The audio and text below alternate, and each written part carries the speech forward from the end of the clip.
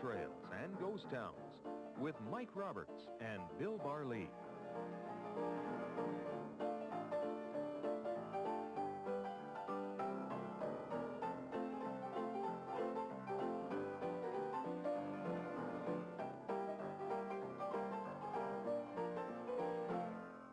Welcome to Gold Trails and Ghost Towns. I'm Mike Roberts with Bill Barlee, former school teacher, author of historical things, placer miner, and all-around storyteller. I think that's what's so fascinating about this program. Where we go to today, Bill? Mike, we go back into the West Kootenai country, little town between Nelson and Salmo, Weimar. Not very well known, really.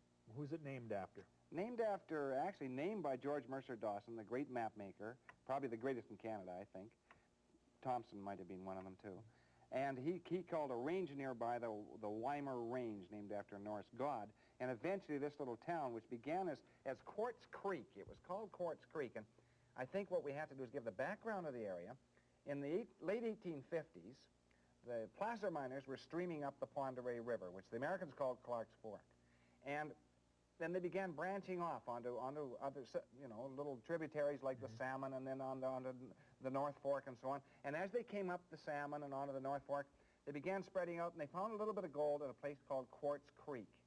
And Quartz Creek, there were a fair number of creeks nearby. There was Quartz Creek, there was the Wild Horse, and just to the north of that, Hall Creek, and so on. All of them had a little bit of placer gold. So they began to placer mine in this area. But between the 1860s and the 1880s, the activity died down. The easy gold was easily, procured by the miners, and eventually Quartz Creek kind of dissolved into a has-been town. But at that juncture, a band of seven individuals from Colville, Washington, mostly half-breeds, the Hall brothers, came up, and on the slopes of Toad Mountain, they discovered a magnificent vein of silver ore, silver and gold, but mostly silver. And this was the famous Silver King mine. On Toad Mountain. Yeah, right near Nelson. And of course, with this, all the focus of the mining world was actually centered on this area. And so by the 1890s, they began spreading all through this region. They spread out, they fanned out from Toad Mountain, and they came down back into the Quartz Creek area. And in 1895, two French-Canadian prospectors, Joseph and Jerome Petre, were on the flanks of a mountain up above Wild Horse Creek. And one of the Petre brothers staked a little property, which he called the Good Enough. And then he said to his brother, well, maybe you should stake this ground nearby. And his brother wasn't too keen on it, and finally prevailed upon him to do it.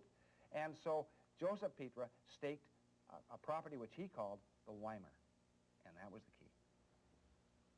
Just because his brother said so, eh? Yeah, essentially. Take a break and come back in a second, because when we do, the story of Weimar is a story of immense riches. Don't go away.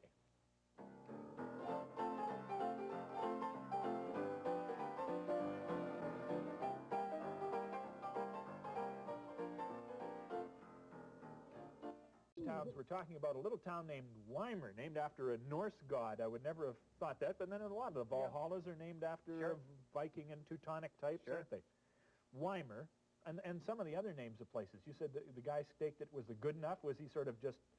he wasn't an ultimate reacher or achiever? No, Good Enough was a famous name in mining circles and all through the West, really. A lot of mines are called the Good Enough because it was good enough for them.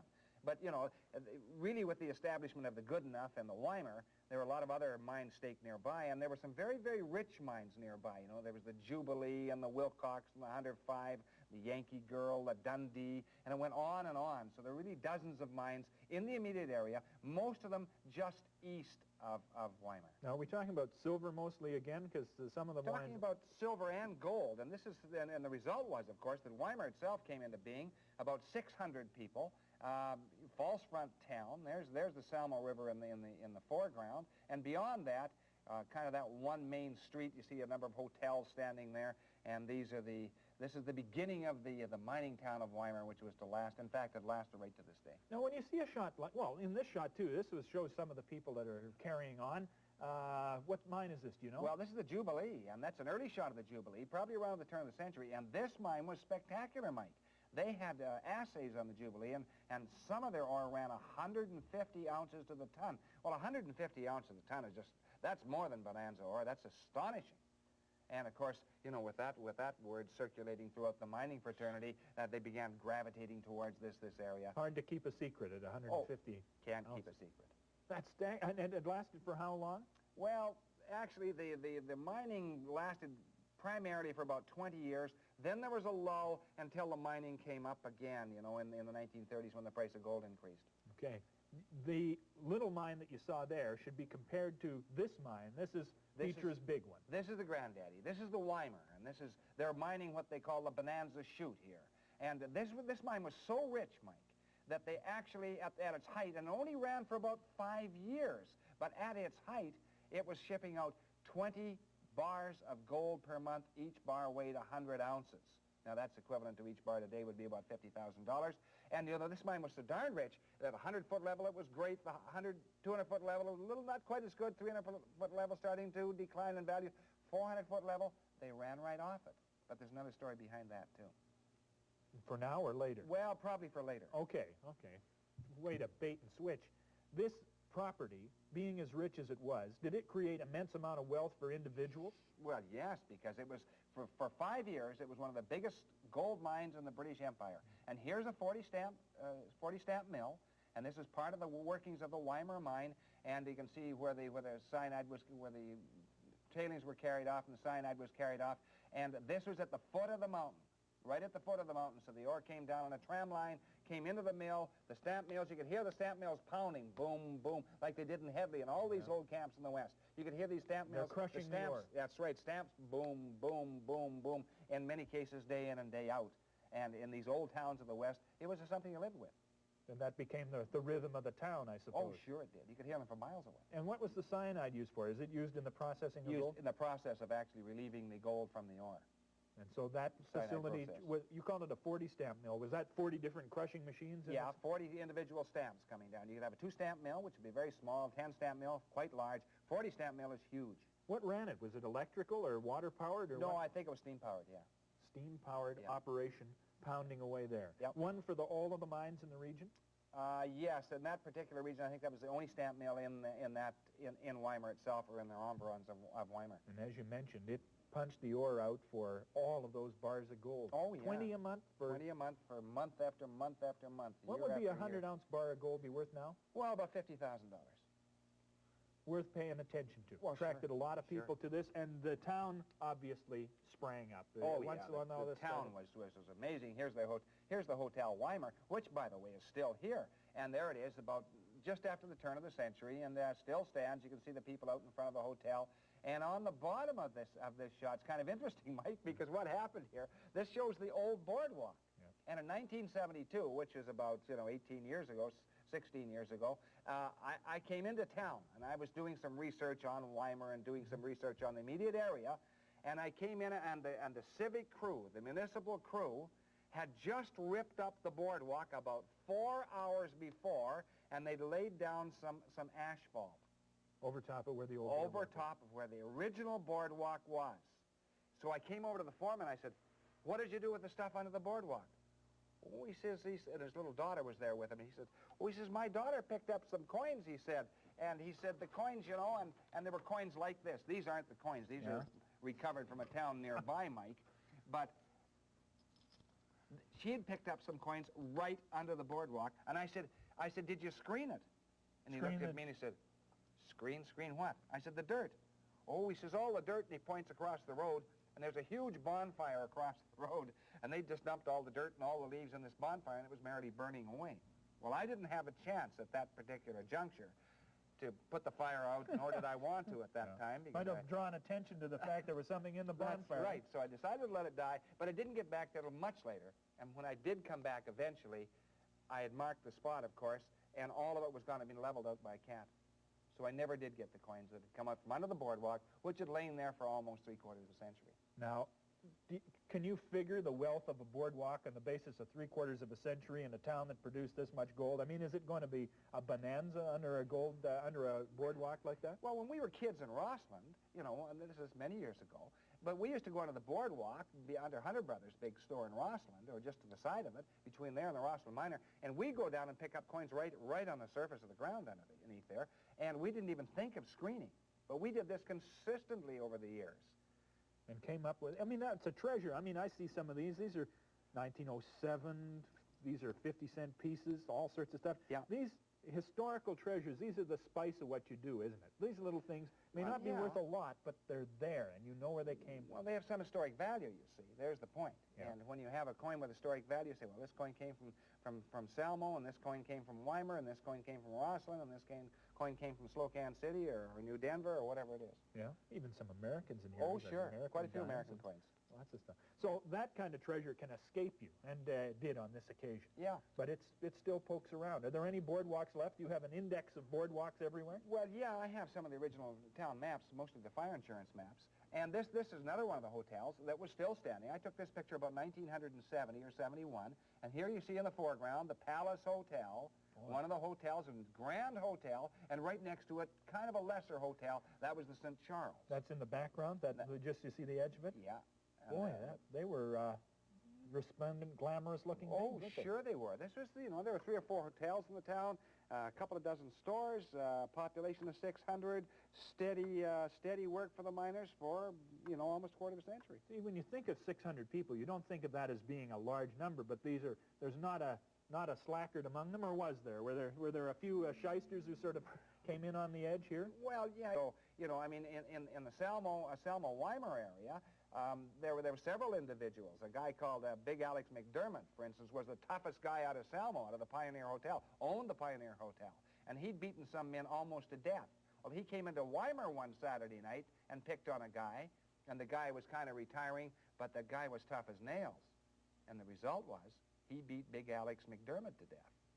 Good heavens. Yes, and these brawls were not just a knockout brawl. They were to the finish in many instances. It's a little different than the United States where it was gunfights. Here it was a little more close quarters. Yeah, you didn't allow guns, and quite often in these towns, of course, you had brass knuckles or iron knuckles as well. And they were a very lethal weapon. So Big Alex McDermott lost his crown there. That's right, he did indeed.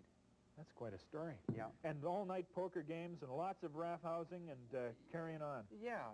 There was a red light district in Weimar, like all the mining towns. It was accepted, and of course the poker games were poker games. In some cases, there would be several $1,000s on the table, and that was a lot of money in the 1890s, the turn of the century. That's equivalent to probably $50,000 on the table today. And there would be professional tin horns coming around too, and making the circuit of the mining towns on payday. What better day to do it, Well, eh? sure they would. And, of course, the miners were not good losers, notoriously poor losers. You actually knew some of the miners, too, didn't you? I mean... Oh, yeah, I knew a number of the miners in the area. And I think probably the most famous miner I knew in this area was a guy called Amilson. And he had a partner called Burgess. And Burgess was an interesting guy, too. And they were what we call a double-jacking crew. They were a drilling crew. And say on the 4th of July or the 1st of July, they would have contests, and big cash contests, too. Sometimes $500 first prize. A lot of money in those days. And so these crews would compete against each other, and they would drill through a big granite rock. And they established the record in the West. They drilled almost 4 feet. One guy holding the drill, the steel, and the other guy hitting it, and then changing over. So to be changed steel, and so on. That's how they would call after a certain length of time. In 15 minutes, they drilled through almost 4 feet of solid granite. Solid granite. Yeah. And old Amilson was proud of that until his dying day. Well, that must have... You had to trust the man with a hammer. Yeah. I mean, you move that steel left or right, and a glancing blow can give you a headache. Well, yeah. I mean, it would ruin you for life as far as drilling was concerned. And that's Amilson. Yeah, Amilson and Burgess. And to know these guys... I mean, you had to be there. When did Amilson die? Well, there he was with this story. Yeah, another link to the West. Yeah. Of course, all of these mines start to slip, and I guess Weimar's no different than all the others. Well, miners like the typical mining town of the West. When the ore lasted, so did Weimar. And, the ore lasted from the 1890s right till about 1920, slipped badly between 20 and about 32. Then there was a revival in the price of gold, and Weimar came up again for a very few brief years. But essentially, it was, the cast had been, the die was cast in, and it's quite obvious that the Weimar was not going to last as a bona fide mining town. And indeed it didn't. Come back after this break, because there are other stories to be told, and really there are still some buildings around in Weimar, but unfortunately some others have gone. We'll show you those buildings and talk about perhaps a wealth that is still remaining in the hills around that country right after we come back from this break.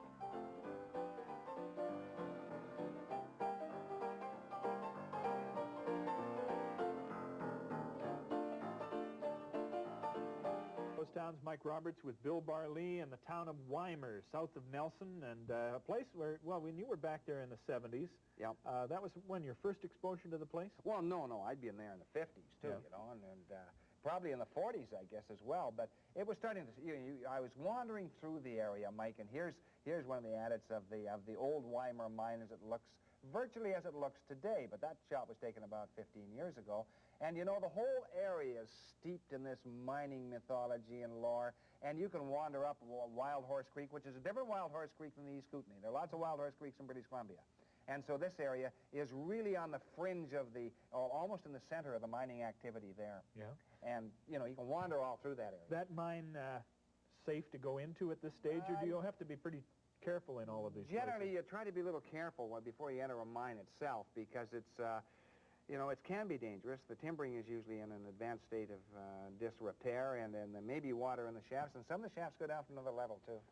Those are the vertical ones you can Yeah. disappear into. Here's another one. This is probably the Dundee. It may be the Hunter 5, but it looks like the Dundee. And this was taken about 15, 16 years ago, too. And some of those buildings were standing there. They'd be gone now, Mike. Unfortunately, we didn't save them, and perhaps we should have preserved some of this.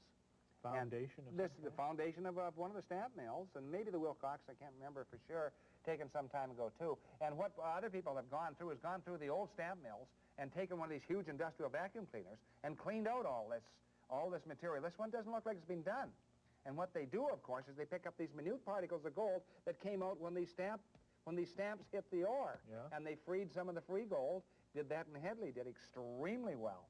So that, you know, when you come across an old stamp mill area, you should kind of at least bear that in mind.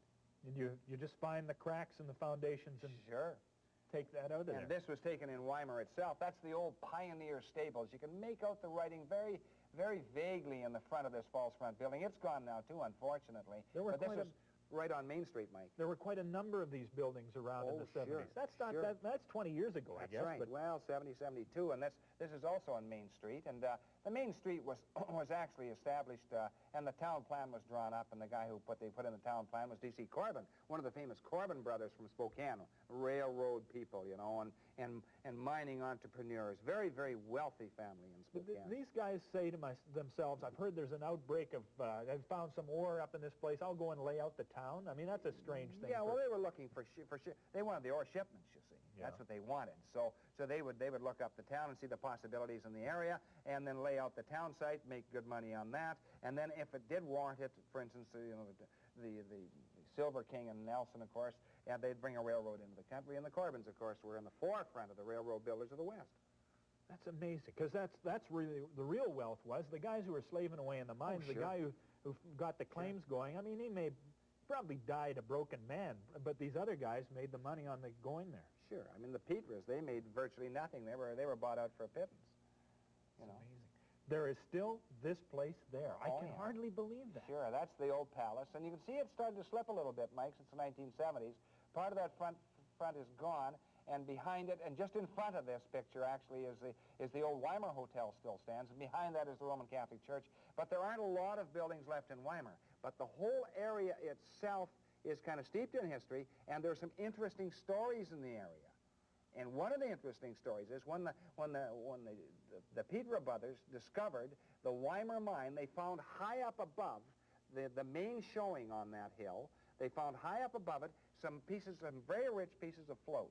Now, float is ore that is broken off from a main vein or a lode somewhere. Mm-hmm. And this was above the main vein, so they knew, and ore doesn't go uphill, it may tumble downhill. So that had come down from another vein up there. And so when the Weimar mine actually ran out of ore after about 5 years of continuous production of over 50,000 tons a year, suddenly it just stopped. And they said, but we know there's gold, there's another vein up above it, because they knew from the float they discovered over the years. And you know, they had a crew, dozens and dozens of men, combing that mountain. And the mountain, you know, you'll see the mountain in one of these pictures coming up right now. And this is a kind of a diagram of the mountain itself. And it shows right down at the bottom, you can see very vaguely just the mine buildings and then the cyanide plant below that. And right up towards the top, and this is the good enough on one side, on the left-hand side of the screen, and the Weimar mine on the right-hand side of the screen, and all the roads going up, and the line coming down, the tramway coming down. And right up towards the top somewhere, they were convinced there was an ancient and lost lode. And so they had dozens and dozens of men combing it for all one summer. And these were experienced miners. They didn't find it. Now, I find that difficult to believe, how they could not find it. We're talking about 600 people who, on their spare time, probably wouldn't mind a little extra wealth. They didn't have the 600, but they had dozens and dozens of experienced prospectors. The 600 and people have looked for it since that time. Well, where is it? Well, we don't know, Mike. Indeed, it may be covered under a mantle of overburden, which is quite possible. Now, some of the old miners in the old days in the Slocan country, if they suspected, at that time they could get away with this, if they suspected that there was some sort of vein structure underneath, they would actually ground sluice it. They would turn a stream into an area and ground sluice all the dirt off the top. Awful, just erode everything out of the way. Yeah, couldn't do it today. But that's how they discovered. But we still think that there is probably, or a possible chance, that there is a forgotten lode up in this particular area. And here's what you're looking for in this area, Mike. You're looking for galena, which is a silver lead zinc ore, or you're looking for gold, which is usually a quartz, or a rotten quartz with free gold running through it. And this particular country has been combed by prospectors for almost a century now. You know, I mean, the original discoveries on Toad Mountain, you know, and then that was over a century ago by the Hall brothers. And if you come across a vein like this, Mike, you're going to be in very, very good shape indeed. And I say a vein, the vein would only have to be about 6 or 8 inches wide. It's that rich. It's amazing. And this is heavy silver, lead, zinc, but as you already pointed out, it's got quartz in it too, so you could find all of the riches you want all in the one area. Yeah, you could. Silver, lead, zinc, gold. No copper, very little copper. Well, who needs copper with silver, lead, zinc, and gold around there? Who would have thought Weimar would offer all of that? Little town which you can still drive past when you head south from Nelson. Yeah, most people just pass right by it, Mike. Well, not anymore. I'll be heading up. Was that Toad Mountain that all this is on, or is that someplace else? No, that's another. That's another place. Okay, but next time you drive past Weimar, at least think about it, and maybe get out of the car and look for that hidden vein ore up on the mountain. That's it for Gold Trails and Ghost Towns for tonight. We'll see you next time. Bye-bye.